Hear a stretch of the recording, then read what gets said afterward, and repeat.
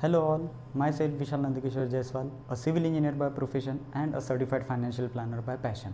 Financial planning काफ़ी लोगों को सुनने में ये काफ़ी अजीब लगता होगा। काफ़ी लोगों को ये भी लग रहा होगा कि फाइनेंशियल प्लानिंग का हमारी ज़िंदगी में क्या फ़ायदा। जब मैंने मेरा फाइनेंशियल प्लानिंग का सर्टिफिकेट सोशल मीडिया पे अपलोड किया था तो काफ़ी लोगों ने मुझसे ये तक सवाल पूछ लिया था कि इस सर्टिफिकेट से तेरा क्या फ़ायदा होगा। मैंने सोचा कि क्यों ना एक शॉर्ट वीडियो बनाया जाए जिससे कि ये पता चले कि इस फाइनेंशियल प्लानिंग की मदद से आपका क्या फ़ायदा होगा। So let's begin.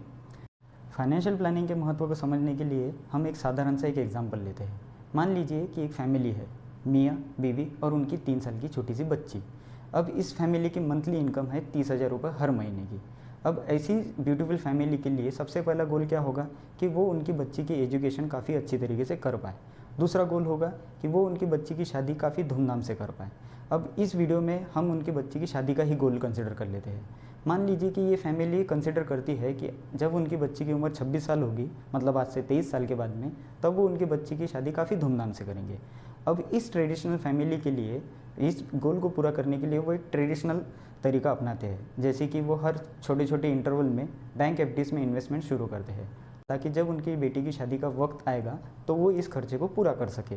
लेकिन जब उनकी बेटी की एक्चुअल शादी का जब टाइम आ जाता है तब उन्हें पता चलता है कि जितना उन्होंने पैसा सेव किया था उससे कई ज़्यादा खर्चा अब उन्हें उनकी शादी को लग रहा है। तो ऐसे वक्त में इस फैमिली के पास में सिर्फ 2 ही ऑप्शन बचते हैं। पहला ऑप्शन, या तो वो इस शादी के खर्चे को कम कर ले या तो फिर लोन लेकर इस शादी के खर्चे को पूरा करे। अब इसी सिचुएशन को एक प्रॉपर फाइनेंशियल प्लानिंग के तरीके से समझने की कोशिश करते हैं। मान लीजिए कि उनकी लड़की की आज की उम्र है 3 साल और वो प्लान कर रहे हैं कि आज से 23 साल के बाद में, मतलब जब उनकी लड़की की उम्र 26 साल हो जाएगी, तब वो उनकी शादी करने के प्लान कर रहे हैं। जिस धूमधाम से शादी करने का ये फैमिली प्लान कर रही है उसका आज का मोटा मोटी खर्चा आ जाता है 10 लाख रुपए।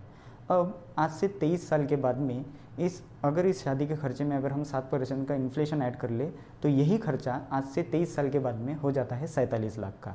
अब यहाँ पे आपको पता चलता है दोस्तों कि इस फैमिली के सामने एक जो सबसे बड़ा टारगेट है वो है 47 लाख रुपए जमा करने का।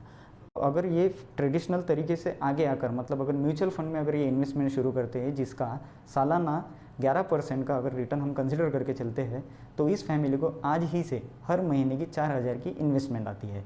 यानी अगर सिर्फ केवल 4,000 के आसपास अगर वो मंथली सेविंग करते हैं और अगर वो अपने ट्रेडिशनल तरीके से ऊपर जाके, मतलब अगर म्यूचुअल फंड में इन्वेस्टमेंट करते हैं तो वो अपनी इस मैरिज के गोल को बिल्कुल आसानी से अचीव कर पाएंगे। उम्मीद है आपको ये इस उदाहरण से फाइनेंशियल प्लानिंग का महत्व समझ गया होगा।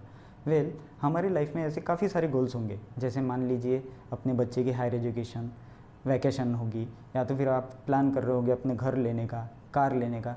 तो इसी सारे गोल्स को आप अचीव कर सकते हैं प्रॉपर फाइनेंशियल प्लानिंग के तरीके से। उम्मीद है आपको ये वीडियो काफ़ी इन्फॉर्मेटिव लगा होगा। हम ऐसे काफ़ी सारे वीडियो और आगे लाते रहेंगे जिससे कि आपको फाइनेंशियल प्लानिंग के एस्पेक्ट्स को समझने में काफ़ी आसानी होगी।